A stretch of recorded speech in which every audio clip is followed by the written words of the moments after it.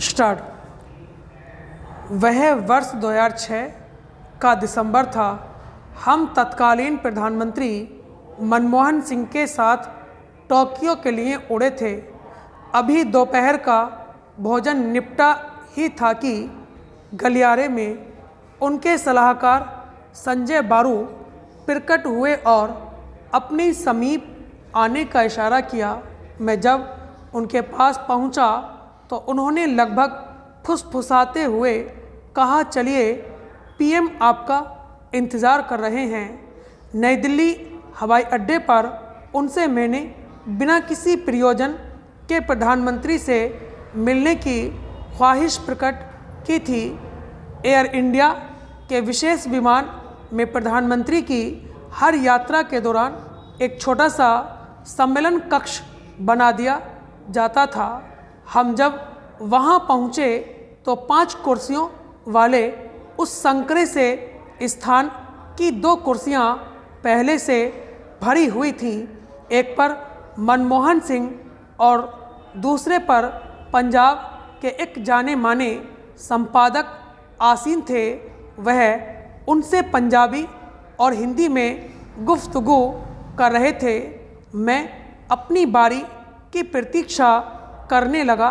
संपादक जी की बात खत्म होने के बाद मनमोहन सिंह मेरी ओर मुखातिब हुए और अपने विशिष्ट अंदाज में मुझसे पूछा, जी बताइए।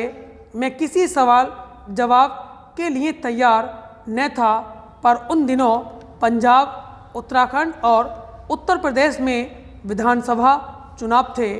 अखबारों में खबरें छप रही थीं कि कांग्रेस के लगभग हर नेता के नाम से चुनावी सभाएं लगाई जा रही हैं, पर प्रधानमंत्री का नाम नदारद था। आदतन मैंने सीधी बात शुरू की। मेरा पहला वाक्य था, आपको पंजाब, उत्तराखंड और उत्तर प्रदेश के अधिक नहीं पर सिख बहुल इलाकों में अवश्य जाना चाहिए। उत्तर प्रदेश में पीलीभीत जिले के पलिया और उत्तराखंड के रुद्रपुर में सिख आबादी बहुतायत में है। वे आपकी बात सुनना चाहेंगे। उनकी प्रतिक्रिया देखे समझे बिना आगे कहा कि आपको अमृतसर में भी कम से कम एक रात गुजारनी चाहिए। आपका उस शहर से जुड़ाव है और फिर हरमिंदर साहिब वही हैं। आप देश के पहले सिख प्रधानमंत्री हैं और आपको वहां जाकर एक बार फिर मत्था टेकना चाहिए। इससे न केवल सिख मानसिकता को संतोष मिलेगा, बल्कि अलगाववाद की बीन बजाने वालों को भी झटका लगेगा। देश के सेक्युलर ढांचे के लिए भी यह बेहतर होगा। ऐसा लगा जैसे मनमोहन सिंह के चेहरे के भाव बदल गए हैं। कक्ष में चुप्पी छा गई थी। पंजाब के संपादक साथी ने बीच में कुछ बोलने की कोशिश की, पर मनमोहन सिंह ने बड़ी शालीनता से हल्का सा हाथ उठाकर उन्हें बरज दिया। वह बिना किसी हरकत के चुप बैठे रहे थे। उस संक्षिप्त चुप्पी ने सभा और समय समाप्त होने का इशारा कर दिया था। मैंने इजाज़त मांगी। मनमोहन सिंह जी उठकर खड़े हुए और नज़ाकत से अपना हाथ आगे बढ़ा दिया। मैं और मेरे सहयोगी बाहर निकल आए। हमारी सीटें अगल बगल थी। मेरे उनसे पुराने संबंध थे, लिहाजा बेतकल्लुफ़ी से उनसे पूछा कि मैं ज़्यादा तो नहीं बोल गया। अपने खास अंदाज में उन्होंने कहा कि हो सकता है, क्योंकि आपने जो बोला है उसके तमाम राजनीतिक निहितार्थ निकल सकते हैं। मैं सोचने लगा कि अगर प्रधानमंत्री ने मुझे अपना कीमती समय दिया तो मुझे ईमानदारी से अपनी बात कहनी चाहिए थी जो मैंने कही। वैचारिक वे लम्हे लंबे न चले। संजय बारू अपने स्वभाव के अनुरूप मुस्कराते हुए मेरे पास आए और कहा कि आपने तो मेरा काम बढ़ा दिया है। पीएम ने तीनों स्थानों पर दौरे का कार्यक्रम तय करने को कहा है। बाद में मनमोहन सिंह इन तीनों स्थानों पर गए। स्वर्ण मंदिर की उनकी यात्रा सद्भाव की नई इबारत लिख गई। मैं यह किस्सा आपको क्यों बता रहा हूँ, वजह साफ है।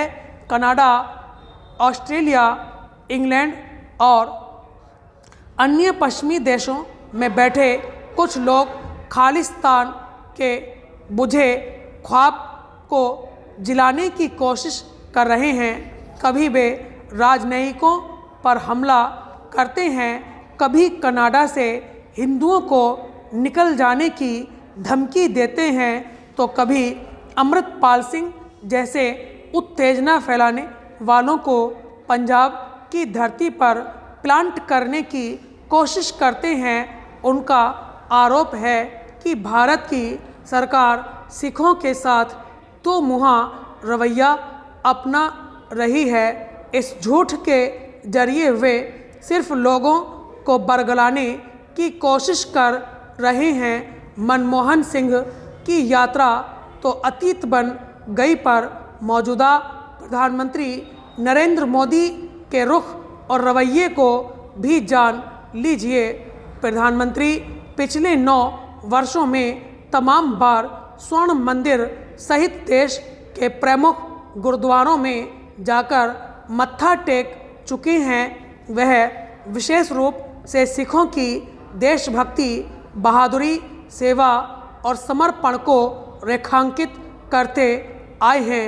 यही नहीं, जिन इंदिरा गांधी पर ऑपरेशन ब्लू स्टार की तोहमत है, उनके पोते राहुल गांधी इसी महीने की शुरुआत में लगातार 2 दिन स्वर्ण मंदिर में लंगर सेवा, बर्तन या जूते साफ करते दिखाई पड़े। हमारे मुल्क में पक्ष विपक्ष के सनातन मतभेद राष्ट्रीय एकता के मामले में पीछे रह जाते हैं। भारत का कोई भी नागरिक पंजाबियों और सिखों के बिना अपने देश की कल्पना नहीं कर सकता। मैं यहाँ मेनका गांधी को उद्धृत करना चाहूँगा। कुछ वर्ष पहले आगरा में वह के एक कार्यक्रम में आई थीं। उस दौरान उनके साथ कुछ समय गुजारने का मौका मिला था।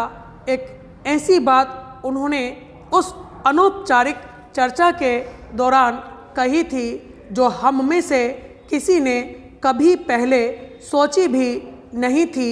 मेनका ने बताया था कि हमारी यानी पंजाबियों की वेशभूषा और भोजन पूरे देश में सर्वाधिक प्रचलित है। मैंने पूछा कैसे?